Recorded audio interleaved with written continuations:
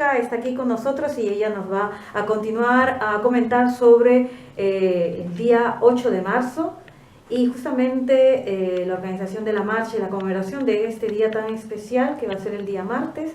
Y ella nos va a comentar entonces un poco más sobre el histórico de le 8 mars. Voilà, Olenka, on t'écoute.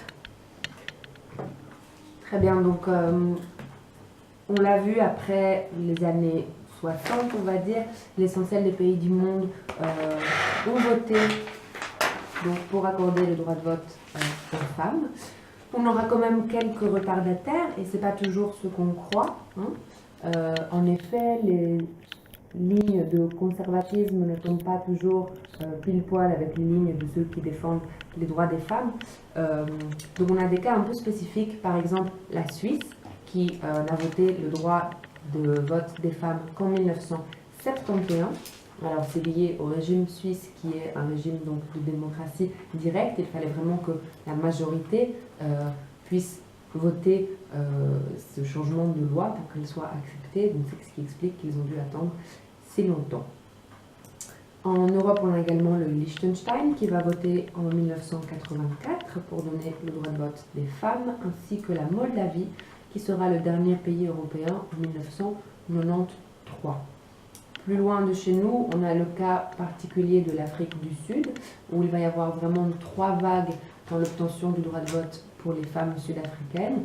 Une première vague, pourrait-on dire, en 1930, où le droit de vote sera donné aux femmes blanches, élargi aux femmes métisses à partir de 1984, et donné aux femmes noires en 1994 seulement, donc à la fin du régime de l'apartheid. Alors l'Afrique du Sud, évidemment, c'est un peu particulier à cause justement de l'apartheid qui maintiendra donc toute une série de citoyens, pas seulement les femmes pour le coup, mais aussi des hommes, donc en position d'inférieur, en position de ségrégation, donc à cause de leur couleur de peau. Pour d'autres pays, les années 60-70 vont vraiment être au niveau des droits sexuels et reproductifs. C'est plus ce qu'on appelle la deuxième vague du féminisme, avec notamment la reconnaissance du droit à l'avortement.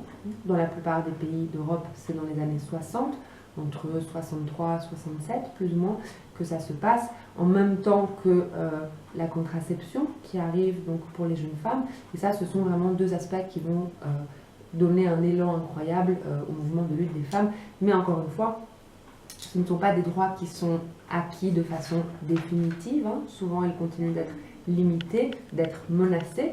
Et puis, il y a des pays où ils sont encore évidemment purement et simplement interdits. Je pense par exemple ici dans l'Union européenne à l'Irlande et à Malte, qui sont membres de l'Union européenne, qui sont supposés être des pays avancés, pourrait-on dire. En ce qui concerne les droits des femmes, eh bien, dans ces pays-là, donc l'avortement reste interdit et ça pose évidemment de nombreux problèmes. Dans des pays comme la Pologne, l'avortement est clairement limité, mais dans des pays plus près de chez nous, même comme en Espagne, il a été aussi restreint et fortement menacé tout récemment. Si on va du côté de l'Amérique latine, on a dans l'ensemble des législations qui sont très restrictives, qui restreignent énormément le droit à l'avortement. Et par exemple, la Bolivie a rejeté, pas plus tard qu'en 2014, une proposition pour dépénaliser l'avortement. Donc pour les femmes qui sont dans ces pays-là, évidemment, ça pose énormément de problèmes en termes de santé, de droits sexuels et reproductifs, et donc on se rend bien compte encore une fois que ce n'est pas quelque chose d'acquis et qu'il reste énormément de combats à mener pour permettre à toutes les femmes de pouvoir avoir le contrôle de leur corps et de leur contraception et de choisir elles-mêmes quand et comment elles veulent avoir l'enfant. Bien, c'était très intéressant ce parcours concernant les droits des femmes.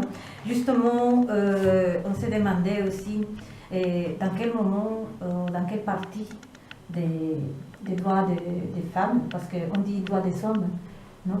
La déclaration des droits des hommes, mais finalement, c'est la déclaration humaine, elle devait être changée quand même. Et donc, il y a eu quelques avancements aussi dans les langages, mais c'est important, mais aussi, on devait aussi parler des autres droits, comme par exemple les droits au travail, les droits à l'environnement. Et c'est il y a 2-3 jours, c'était le mercredi qu'une représentante de Honduras une dirigeante de l'environnement était décédée, bon plutôt elle est décédée, elle était tuée pour de commandement de la mort. Et justement, on va parler dans quelques instants sur cette affaire. Et on se demande aussi où sont ces droits des femmes.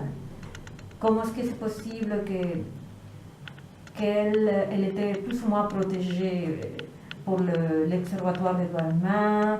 Il y avait des commissions des droits humains aussi dans leur pays. Apparemment, elle était aussi protégée, mais finalement, rien s'était passé. C'est-à-dire qu'elle était menacée de mort. Elle était piégée justement à sa maison et tuée cruellement chez elle.